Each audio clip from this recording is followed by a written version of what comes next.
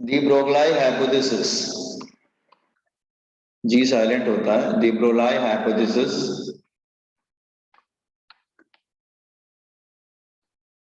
मतलब उसने कुछ प्रिडिक्शन किया, उसका कुछ थ्योरी था।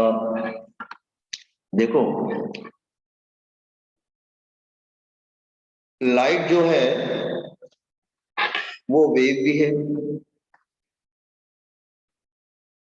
लाइट पार्टिकल भी है। कैसे मालूम चलता है वेव है? जो फिनोमेनास होते हैं ना,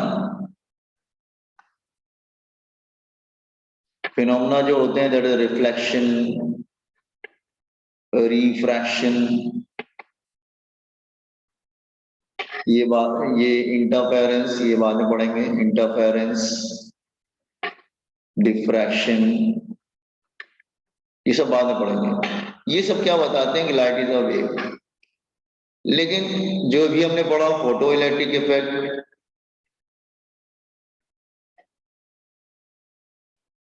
एक होता है कॉम्पटन इफेक्ट, कॉम्पटन इफेक्ट ये भी होता है, कॉम्पटन इफेक्ट। ये सब क्या प्रूव करते हैं कि लाइट इज अ पार्टिकल। इसका मतलब लाइट के पास डुअल नेचर है, इट इज डुअल नेचर, दो नेचर का है।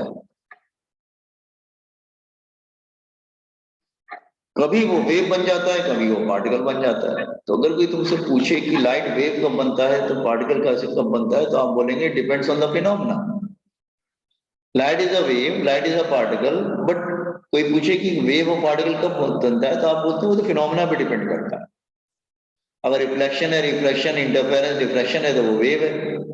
फोटो इलेक्ट्रिक इफेक्ट है, कॉम्पटन इफेक्ट है तो वो पार्टिकल है। It has dual nature.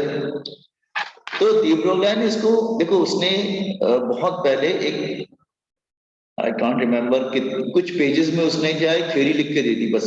He did nothing. उसने एक थ्योरी लिख के दे दिया कि ऐसा ऐसा हो सकता है, ऐसा ऐसा होता है, ठीक है।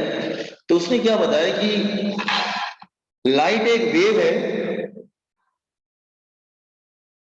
लेकिन वो पार्टिकल की तरह बिहेव करता है। It behave like a particle. उसने बोला कि नेचर जो है ना सिमेट्रिक होता है। तो अगर वेव, लाइट एक वेव है, वो पार्टिकल बन सकता है, तो उसका रिवर्स भी पॉसिबल है। Particle can also behave like a wave, particle भी वेव बन सकता है। मतलब ये कैसी बात हो गई कि वेव तो चलो पार्टिकल बन सकता है, वो तो क्लियर है, चलो कोई बात नहीं है, लेकिन पार्टिकल कैसे वेव बन सकता है? ओके। तो दोनों का जो नेचर है दे आर इंटर कन्वर्टेबल। उसने क्या बताया कि जो वेव नेचर, नेचर बिल्कुल सिमेट्रिक है। उसने बताया कि नेचर बिल्कुल सिमेट्रिक है, nature is symmetric.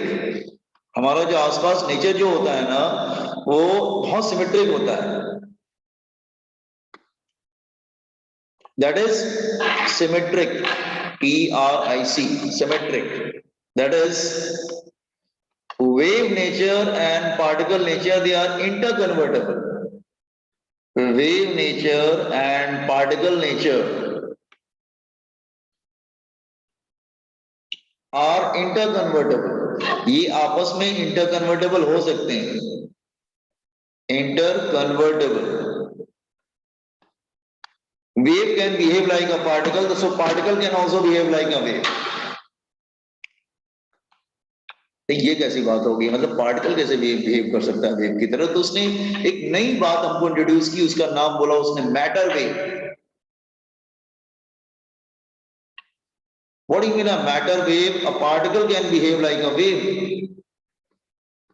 A particle can behave like a wave. Particle जो है वो वेव बन सकता है, ठीक है। This is very important concept, is it clear? लेकिन कॉन्सेप्ट तो ठीक है, लेकिन इमेजिन करके देखो इसको फिर। तो अगर मैं इमेजिन कर रहा हूं लेट्स से, तो इलेक्ट्रॉन एक पार्टिकल है, उसका मास होता है दैट इज 9.1 10⁻31। तो इलेक्ट्रॉन जब मूव करेगा तो it behave like a wave, वो वेव बन सकता है। उसकी वेवलेंथ लैम्डा हो सकती है। थोड़ा और आगे सोचते हैं, बुलेट, ये बुलेट है, इसका भी मास है। जब बुलेट मूव करेगी, bullet can behave like a wave, ये भी वेव बन सकता है। थोड़ा और आगे सोचते हैं, तो car can behave like a wave, जब कार मूव करेगा तो वो भी वेव बन सकता है। ये तो बहुत अजीब सी थ्योरी हो गई फिर, लोगों ने इसको एक्सेप्ट ही नहीं किया। ये कैसी थ्योरी होगी, बुलेट और कार थोड़ी ना वेव बन सकती है। Are you getting what I am saying? तो पार्टिकल मतलब कोई भी पार्टिकल जिसके पास मास है और अगर वो मूव करता है तो वो वेव की तरह बिहेव कर सकता है। This is completely unacceptable to other scientist. उन्होंने उसको एक्सेप्ट ही नहीं किया और इसकी थ्योरी को रिजेक्ट कर दिया। पार्टिकल थोड़ी ना वेव बन सकता है, हमको तो कभी नहीं दिखता है कि वेव की तरह मूव करता है। कोई बुलेट या कार या बॉल मूव करेगी तो क्या वो वेव की तरह दिखेगा क्या? नहीं, हमको तो नहीं दिखती। उसने बोला हमें इसलिए नहीं दिखता है क्योंकि वेव बहुत ही, इसकी वेवलेंथ बहुत कम होती है, इसलिए हमें दिखता नहीं है। सपोज अगर बॉल मूव कर रही है, उसकी वेवलेंथ अगर मैं बोलूं कि इसकी वेवलेंथ जो है 10⁻⁻43 मीटर है, तो क्या हमको दिखेगा क्या? नहीं दिखेगा। बट उसने कहा ऐसा होता है, अगर वेव पार्टिकल बन सकता है तो पार्टिकल भी वेव बन सकता है। तो इनिशियली में इसकी थ्योरी को रिजेक्ट कर दिया गया। ओके, बट 25 इयर्स लेटर, मतलब उसके जब थ्योरी दे दी थी, उसको रिजेक्ट कर दिया गया, सब खत्म हो गया, लेकिन 25 साल बाद उसको एक्सीडेंटली वेरीफाई किया गया कि हाँ ये पार्टिकल भी वेव बन सकता है। After that he got Nobel prize. Now it is experimentally confirm कि पार्टिकल भी वेव बन सकता है। Is it clear? तो उसको नोबेल प्राइज मिला, बट इनिशियली उसको रिजेक्ट कर दिया गया था। Is it clear? तो उसने हमको नई बात बताई। लुक हियर, उसने बोला कि सपोज कर लो ये पार्टिकल है कुछ, ये इक्वेशन कहां से लेके आया, उसका कोई सोर्स नहीं है। ये इसका मास है, वो मूव करता है with a velocity v. Suppose कर लो वो वेव बन जाता है लैम्डा, तो उसका लीनियर मोमेंटम क्या होगा? लीनियर मोमेंटम, मोमेंटम क्या हो जाएगा? That is p is equal to mass into velocity. उसने एक फॉर्मूला दिया हमको, उसको बोल रहे थे वेव इक्वेशन, बोलते हैं डी ब्रोगली इक्वेशन। उसने इक्वेशन दिया, इक्वेशन क्या था? That is lambda is equal to h upon p। From where he got that this equation, it is not known to us. हमको नहीं मालूम कि इसने इक्वेशन कैसे बना लिया ये वाला। ठीक है, उसका कोई सोर्स नहीं है। ठीक है, ये इक्वेशन भी इंटरेस्टिंग था। लेफ्ट हैंड साइड पे ये वेव जैसा लगता है, लैम्डा आ रहा है, राइट हैंड साइड पे मोमेंटम दिखता है, वो तो पार्टिकल के लिए यूज होता है। तो ये लेफ्ट हैंड साइड से वेव दिखता था, राइट हैंड साइड से पार्टिकल दिखता था। तो इस बहुत ही फेमस इक्वेशन है, देयर इज नो सोर्स। आपको ये इक्वेशन डायरेक्ट एक्सेप्ट करना पड़ेगा। Is it clear? तो this is first equation. Okay, उसके बाद मोमेंटम को क्या लिख सकते हैं? Mass into velocity. तो एक इक्वेशन और बन जाती है हमारी, momentum is equal to mass into velocity, equation number 2। Compute on this one तो आगे आगे एक्सप्लेन करते हैं उसके और भी formulas. Compute on this one, de Broglie hypothesis, इस पे भी न्यूमेरिकल आएगा। थ्योरम समझ में आया ना इसको आपको? हाइपोथेसिस समझ में आया थोड़ा बहुत? 35% रह गया है, मेरा लैपटॉप चल रहा है, ठीक है, लाइट है नहीं, 35% स्टिल देयर।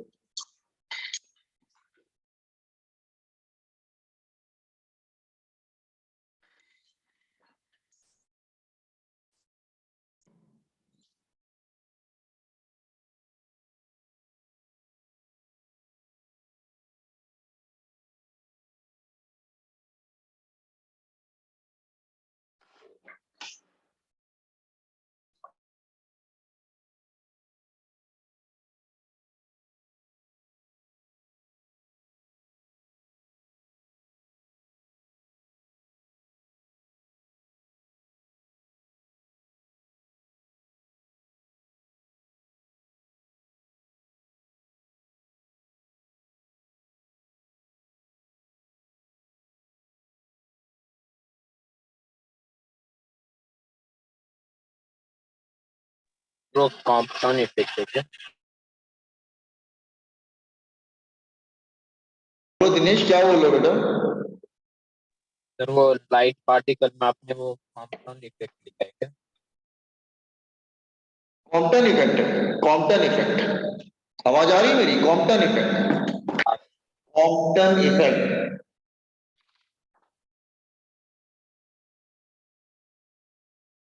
कॉम्पटन इफेक्ट क्या होता है? तो एक छोटा सा एक ब्रैकेट में लिख देता हूं, what is Compton effect.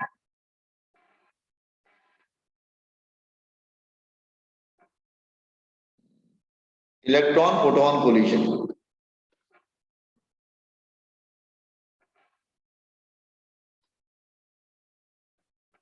Compton effect होता है electron proton collision. Remember, Compton, Compton person का नाम है।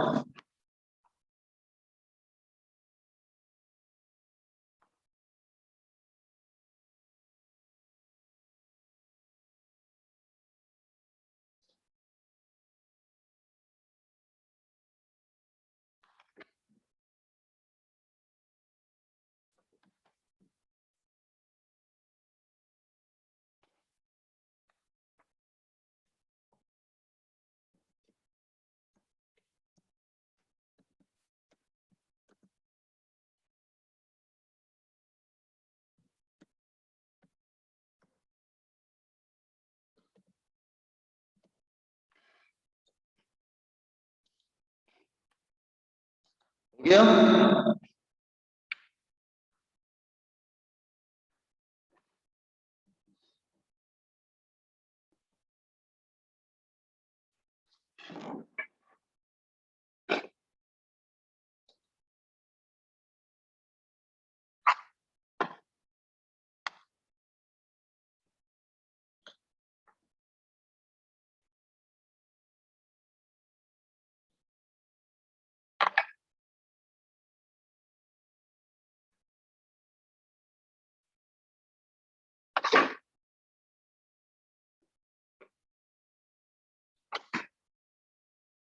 स्क्रॉल करें क्या? 1 minute. Hmm.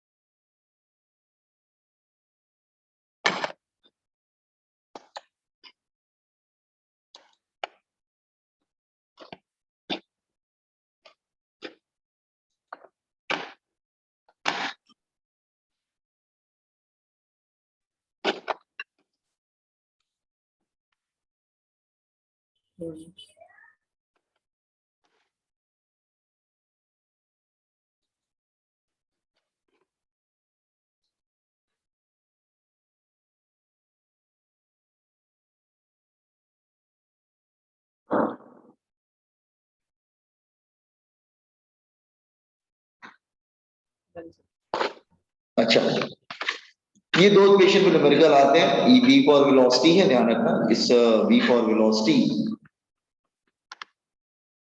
M for mass, h for Planck's constant,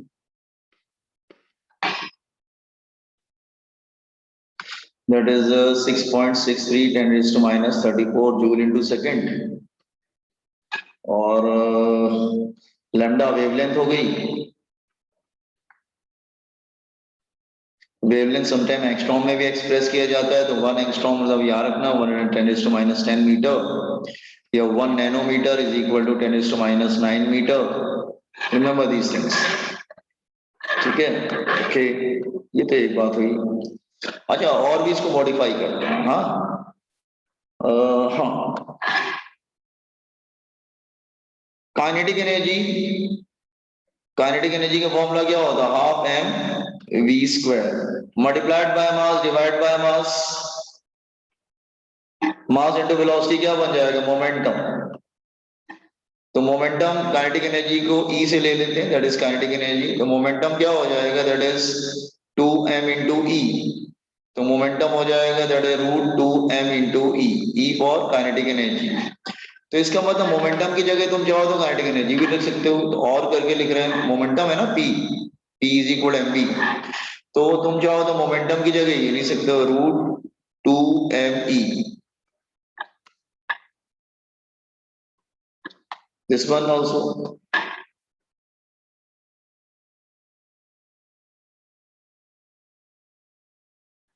तो 3 हो गए। E for kinetic energy, remember this one. अच्छा, तुम और चेंज कर सकते हो, आप कहीं से कितना और क्या, मतलब 3 फॉर्मूले तो हो गए, 4 फॉर्मूले आपके। फोर्थ फॉर्मूला कैसे आएगा? See fourth formula will come like this way. हाँ, अभी हमने स्टॉपिंग पोटेंशियल वाला पढ़ा था ना बेटा, electric potential is work done per unit charge. तो वर्क डन को हम काइनेटिक एनर्जी भी ले सकते हैं, मतलब E अपॉन क्यू। तो E को क्या ले सकते हैं? That is Q into v. ठीक है, V stand for electric potential.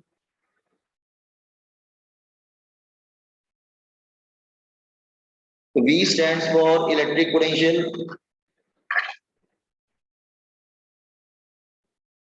ठीक है, तो V हमारा आपको वर्क डन की जगह काइनेटिक एनर्जी क्रॉस मल्टीप्लाई कर दिया, तो हमारा मतलब काइनेटिक एनर्जी की जगह you can write Q into v also.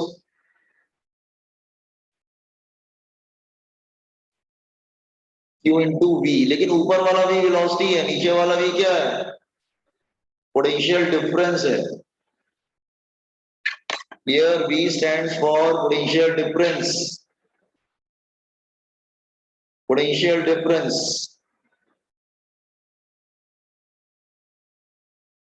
अब न्यूमेरिकल आएगा, तुमको देखना पड़ेगा कि तुमको कौन सा फॉर्मूला यूज करना है for numerical. H upon P, H upon MD, H upon root 2 ME, E for kinetic energy and E for kinetic energy, and kinetic energy को Q इंटू V लिख सकते हैं, that is V for potential difference.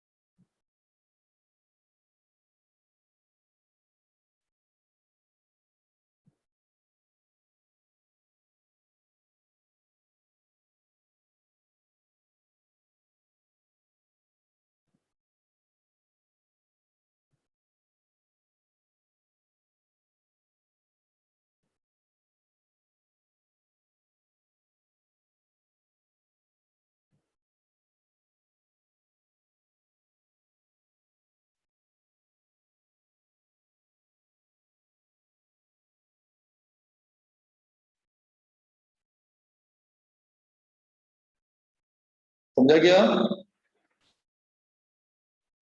Yes, sir. तो तुम्हें देखना पड़ेगा तुम कौन सा फॉर्मूला यूज कर रहे हो।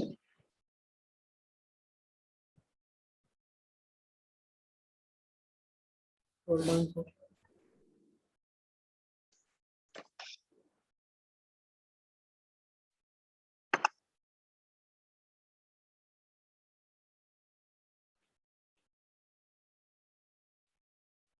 Done, sir.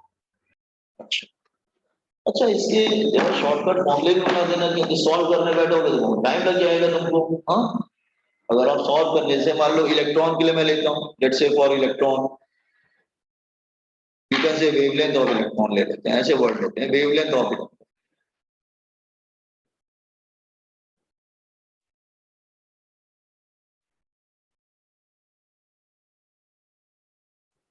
हम फोर्थ वाला फॉर्मूला ले लेते हैं, हम फोर्थ वाला फॉर्मूला ले लेते हैं। ठीक है, तो इक्वेशन नंबर 4, तो lambda is equal to h upon, एक second, h upon root 2 m Q into v. तो हम लोग लैम्डा ले लेते हैं, एच की वैल्यू क्या होगी? 6.63 10⁻34।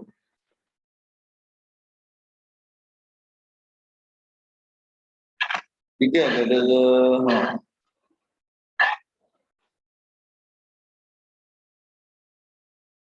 अच्छा, टू मास ऑफ इलेक्ट्रॉन कितना हो जाएगा? That is 9.1 10⁻31 kg। Charge electron का कितना होता है? 1.6 10⁻19। और V जो है हम वोल्ट में ले लेते हैं। ठीक है, सबको सॉल्व करते हैं तो नियर अबाउट शॉर्टकट फॉर्मूला तुम्हारे पास बन के तैयार हो जाता है, दैट इज 12.28,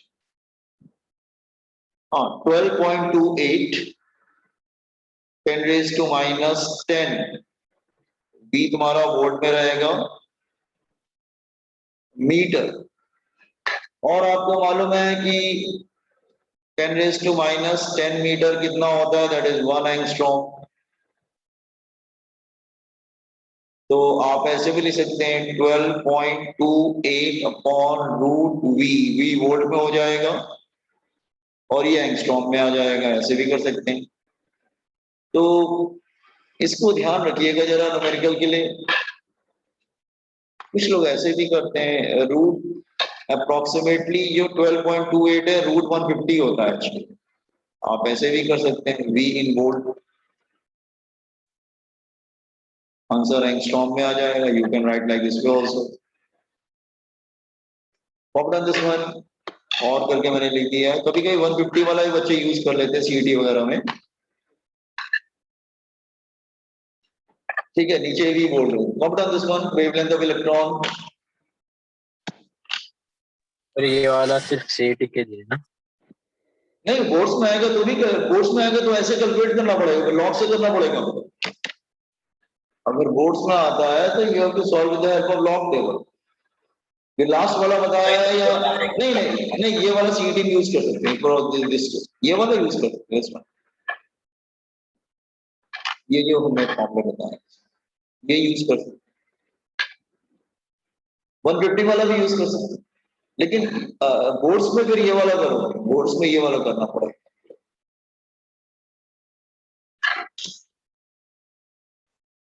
ठीक है, तो वो डिपेंड करता है ना, बोर्ड्स में आप शॉर्टकट यूज नहीं कर सकते, आपको सॉल्व करना पड़ेगा। सीटी एमसीक्यूज के लिए आप शॉर्टकट यूज कर सकते हैं, उसमें कोई प्रॉब्लम नहीं, उसमें सॉल्यूशन कोई थोड़ी देखता है। आपने एमसीक्यूज में क्या होता है, they want only 1 2 3 ABCD whatever it is.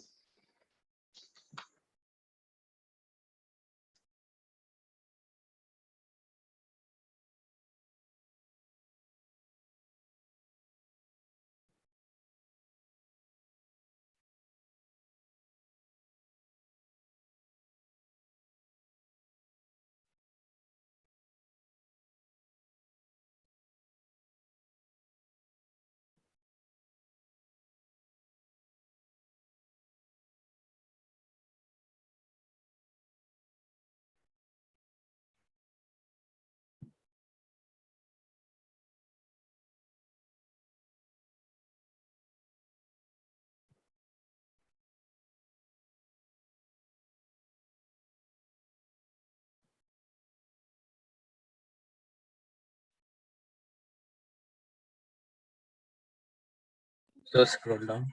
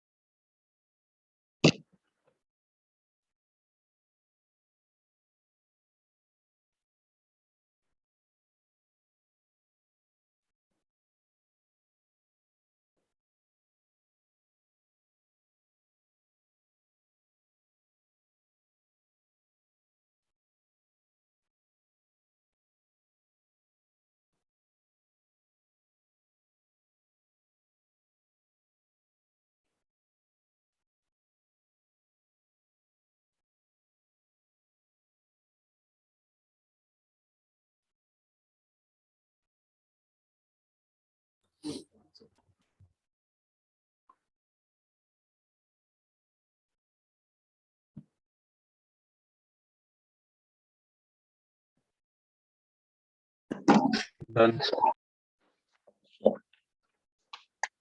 अच्छा, एक टॉपिक और है, लेकिन मेरे ख्याल से वो डिलीट कर दिया गया आपके क्वेश्चन में, तो मैं नहीं करा रहा हूँ। Davisson and Germer experiment, that is deleted. एक मिनट मैं रीचेक कर लेता हूँ, जस्ट होल्ड ऑन, एक बार मैं चेक कर लेता हूँ इसको।